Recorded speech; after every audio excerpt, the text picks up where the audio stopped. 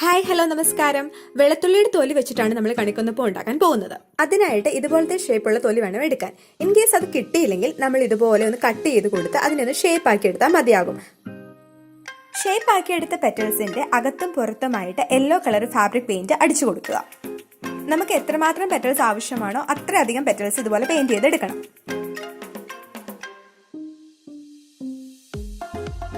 ഇനി ഷേപ്പ് ആക്കിയെടുത്ത പെറ്റൽസിനെ ഒരു ഫ്ലവർ ആയിട്ട് അറേഞ്ച് ചെയ്യണം. അതിനായിട്ട് ഒരു നൂൽക്കമ്പിയിൽ ഇതുപോലെ ഗ്രീൻ ടേപ്പ് ചുറ്റി അതിന്റെ മുകളറ്റം ചെറുതായിട്ടൊന്ന് വളച്ചു കൊടുക്കുക. ഇനി ഓരോ പെറ്റൽസ് ആയിട്ട് എടുത്ത് നൂല് ഉപയോഗിച്ച് ഈ നൂൽക്കമ്പിയിൽ ചുറ്റി കൊടുക്കണം. ഗ്രീൻ കളർ നൂല് തന്നെ എടുക്കുന്നതായിരിക്കും കൂടുതൽ നല്ലത്. 3 പെറ്റൽസ് വീതം വരുന്ന രീതിയിലുള്ള ഫ്ലവേഴ്സ് ആണ് നമ്മളിവിടെ ഉണ്ടാക്കുന്നത്. ഈ പൂവിന്റെ നടുക്കൂടെ ഒരു ഗ്രീൻ ബ്രാഞ്ച് വരുമ്പോൾ നമ്മുടെ കണിക്കൊന്ന പൂവിന് നല്ലൊരു നാച്ചുറൽ ലുക്ക് കൂടി ലഭിക്കുന്നതാണ്.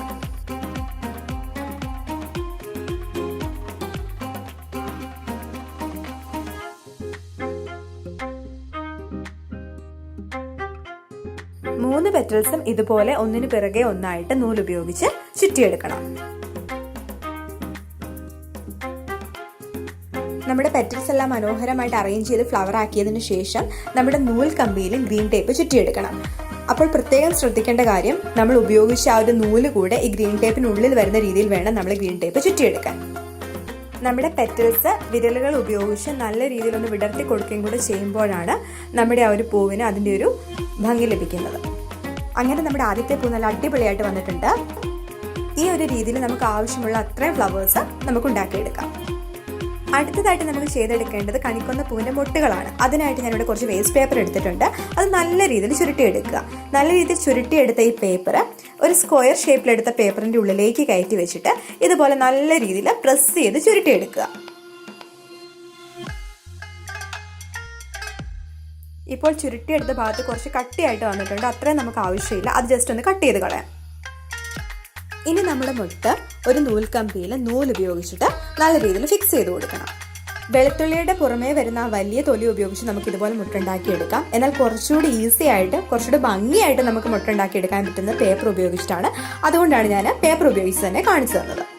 മുട്ട് നൂൽക്കമ്പിയിൽ ഫിക്സ് ചെയ്തതിനു ശേഷം ആ സ്റ്റെമ്മ് ഗ്രീൻ ടേപ്പ് ഉപയോഗിച്ച് നല്ല രീതിയിൽ ചുറ്റിയെടുക്കാം. അങ്ങനെ മുട്ട നല്ല ഭംഗിയായിട്ട് നമുക്കിവിടെ കിട്ടിയിട്ടുണ്ട്. ഇനി മുട്ടിനും യെല്ലോ കളർ പെയിന്റ് അടിച്ചു കൊടുത്ത് ഇതുപോലെ മനോഹരമാക്കി എടുക്കാം. ഇതുപോലെ നമുക്ക് എത്രയധികം മുട്ടുകൾ ആവശ്യമാണോ അത്രയധികം മുട്ടുകൾ ചെയ്തെടുക്കണം. ഞാനിവിടെ ഏകദേശം ഒരു 10-12 മുട്ടുകളോളമാണ് ചെയ്തെടുത്തിരിക്കുന്നത്.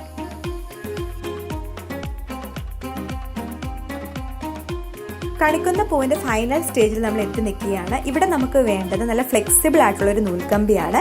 ഈ നൂൽക്കമ്പിയിലേക്ക് ഗ്രീൻ ടേപ്പ് ഉപയോഗിച്ച് നമ്മൾ ഉണ്ടാക്കി വെച്ചിരിക്കുന്ന മുട്ടുകൾ നല്ല രീതിയിൽ ചുറ്റി കൊടുക്കുക.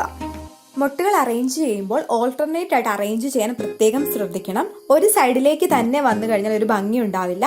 ആ സ്റ്റെമ്മിന് ചുറ്റും വരുന്നതായിട്ട് വേണം അറേഞ്ച് ചെയ്യാൻ. ഏകദേശം 10-12 മുട്ടുകൾ ചുറ്റി കൊടുത്തതിന് ശേഷം ഇനി നമ്മൾ ഫ്ലവേഴ്സ് അറേഞ്ച് ചെയ്യുകയാണ്. ഫ്ലവേഴ്സ് അറേഞ്ച് ചെയ്യുമ്പോഴും ഇതേ ഒരു പ്രോസസ്സ് ഓൾട്ടർനേറ്റ് ആയിട്ട് തന്നെ വേണം നമ്മൾ അതും ചുറ്റിയെടുക്കാനായിട്ട്. എങ്കിൽ മാത്രമേ നമുക്ക് ആ ഒരു ഭംഗി ലഭിക്കത്തുള്ളൂ.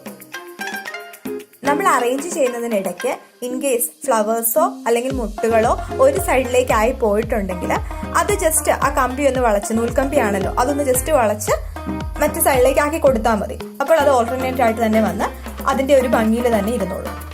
ഗ്രീൻ ടേപ്പ് ഉപയോഗിച്ച് ഇങ്ങനെ ചുറ്റി കൊടുക്കുമ്പോൾ താഴേക്ക് വരുമ്പോൾ നല്ലൊരു കട്ടിയിൽ വരാൻ ചാൻസ് ഉണ്ട്. കാരണം കുറേ അധികം സ്റ്റെംസ് ഈ മെയിൻ ബ്രാഞ്ചിലേക്ക് വരുന്നുണ്ട്. അതുകൊണ്ട് തന്നെ നല്ല രീതിയിൽ ചുറ്റി കൊടുത്തില്ലെങ്കിൽ പിന്നീട് അത് ഇളകി പോകാനുള്ള ചാൻസ് ഉണ്ട്. അപ്പോൾ നമ്മൾ ചുറ്റിക്കുമ്പോൾ നല്ല രീതിയിൽ ഫിക്സ് ചെയ്ത് നല്ല മുറുക്കി ചുറ്റി കൊടുക്കാൻ പ്രത്യേകമായിട്ട് ശ്രദ്ധിക്കണം.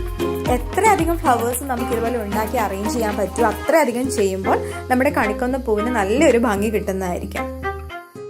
അതുപോലെ തന്നെ പ്രത്യേകമായിട്ട് മറ്റൊരു കാര്യം, നമ്മൾ ഇതുപോലെ അറേഞ്ച് ചെയ്യുമ്പോൾ അത് മുട്ടുകളാണെങ്കിലും പൂക്കളാണെങ്കിലും ഏറ്റവും ചെറുത് ആദ്യം വെക്കാനും അതിനുശേഷം വലിയ മുട്ടുകളും വലിയ പൂക്കളും വെക്കാനും നമ്മൾ പ്രത്യേകമായിട്ട് ശ്രദ്ധിക്കണം.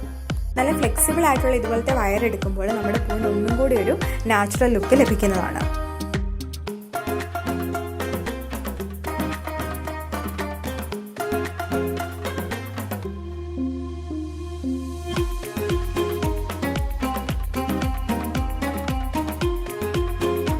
നമ്മുടെ കണിക്കൊന്ന ഏകദേശം അതിൻ്റെ ഒരു ഫൈനൽ സ്റ്റേജിൽ എത്തിയിരിക്കുകയാണ്.